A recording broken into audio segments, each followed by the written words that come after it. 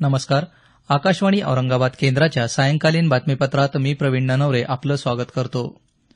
Reserve बँकेनं आपल्या दरात पाव टक्क्यांनी कपात केली आहे. गव्हर्नर उर्जित पटेल यांच्या अध्यक्षतेखालील 6 सदस्यीय चलनविषयक धोरण समितीनं हा निर्णय जाहीर केला. त्यामुळे रेपो दर आता 6.25 वरून 6 टक्क्यांवर आला आहे, तर रिव्हर्स रेपो दर 6 टक्क्यांवरून 5.75% झाला आहे. गेल्या 6 वर्षांमधला हा नीचांकी दर आहे. या निर्णयामुळे गृहकर्जाच्या व्याजदरातही कपात होण्याची शक्यता आहे. देशभरातील 11,44,000हून अधिक पॅन कार्ड बंद किंवा रद्द करण्यात आले असल्याची माहिती केंद्रीय अर्थ राज्यमंत्री संतोष कुमार गंगवार यांनी आज राज्यसभेत लेखी उत्तरात दिली. हे कार्ड एकाच व्यक्तीच्या नावे एकापेक्षा अधिक वेळा जारी केलेले असल्यानं ही कारवाई केल्याचं गंगवार यांनी सांगितलं.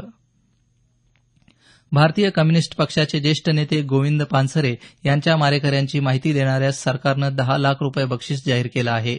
कोल्हापूर परिक्षेत्राचे पोलीस महानिरीक्षक विश्वास नांगरे पाटील यांनी आज पीटीआय या वृत्तसंस्थेला ही माहिती दिली. सनातन संस्थेचे कार्यकर्ते विनय पवार आणि सारंग अकोलकर हे दोघे पानसरे हत्या प्रकरणातील मुख्य आरोपी असून अंधश्रद्धा निर्मूलन समितीचे संस्थापक डॉ नरेंद्र दाभोलकर यांच्या हत्येप्रकरणातही या दोघांचा तपास सुरू आहे.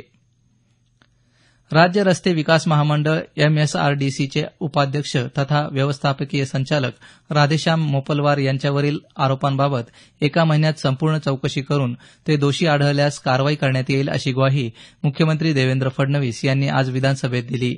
मोपलवार यांनी एका व्यक्तीशी मोबाईलवर केलेल्या संभाषणाची ध्वनिफीत एका दूरचित्रवाणी वाहिनीने प्रसारित केली आहे. विरोधी पक्षांनी हा मुद्दा आज विधानसभेत उपस्थित करून मोपलवार यांना तातडीनं निलंबित करण्याची मागणी केली. त्यावर मुख्यमंत्र्यांनी ही घोषणा केली.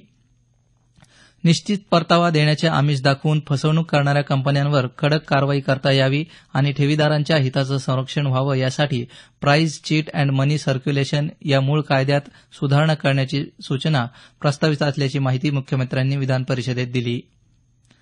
शालेय अभ्यासक्रमात इतिहास शिकवताना त्यात प्रत्यक्ष घडलेल्या घटनांचा समावेश करण्यात येतो. तथापि या माध्यमातून कोणाचीही बदनामी होणार नाही याबाबत दक्षता घेण्याचे निर्देश संबंधितांना देण्यात येत असल्याचं शिक्षण मंत्री विनोद तावडे यांनी विधानसभेत एका निवेदनाद्वारे सांगितलं. नांदेड जिल्ह्यातील डेंग्यू आणि हिवतापासारख्या आजारांवर प्रतिबंध आणि नियंत्रण आणण्यासाठी शासन सर्वतोपरी प्रयत्न करत असल्याचं सार्वजनिक आरोग्य आणि कुटुंब कल्याण मंत्री डॉ दीपक सावंत यांनी आज विधानसभेत सांगितलं. नांदेड जिल्ह्यात डेंग्यू तसंच हिवतापाच्या रुग्णांमध्ये वाढ झाल्यासंदर्भात सदस्य अमिता चव्हाण यांनी प्रश्न उपस्थित केला होता. त्याच्या उत्तरात सावंत यांनी ही माहिती दिली. या आजाराच्या रुग्णांसाठी प्लेटलेट्स पुरेशा प्रमाणात उपलब्ध आहेत. त्या कमी पडल्यास तत्काळ पुरवठा केला जाईल असं सावंत यांनी सांगितलं. राज्यात वैद्यकीय अधिकाऱ्यांची पदं जिल्हाधिकारी स्तरावर भरण्याचे आदेश दिले असल्याचं ते म्हणाले. ग्रामपंचायत इमारत, दहनभूमी आणि दफनभूमीसाठीची असलेली 10 लाख रुपयांची तरतूद वाढवण्यासाठीचा प्रस्ताव नियोजन विभागाला देण्यात आला असून यासंदर्भात पाठपुरावा करून लवकरच निर्णय घेण्यात येणार असल्याची माहिती कृषी राज्यमंत्री दादाजी भुसे यांनी आज विधानसभेत दिली. एका प्रश्नाच्या उत्तरात ते बोलत होते. लोकशाही ही फक्त एक राजकीय व्यवस्थाच नसून ती जीवनपद्धती आहे. ती रुजवण्याची क्रिया निरंतर चालू राहिल्यास लोकशाही मजबूत राहील असं विधान परिषदेतील विरोधी पक्षनेते धनंजय मुंडे यांनी म्हटलं आहे. पावसाळी अधिवेशनामध्ये विधिमंडळाच्या दोन्ही सभागृहांचं कामकाज पाहण्यासाठी आलेल्या विद्यार्थ्यांशी वार्तालाप कार्यक्रमात मुंडे बोलत होते. औरंगाबाद येथील डॉ बाबासाहेब आंबेडकर मराठवाडा विद्यापीठात लवकरच कार्यालयीन कामकाज पद्धतीचा अभ्यासक्रम सुरू करण्यात येणार आहे.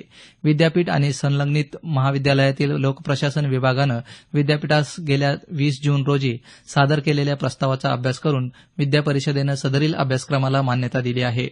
या अभ्यासक्रमात विद्यापीठ तसंच महाविद्यालयातल्या कार्यालयीन कामकाज पद्धती, विद्यापीठ कायदा, कार्यालयीन स्थिती या बाबी समाविष्ट आहेत.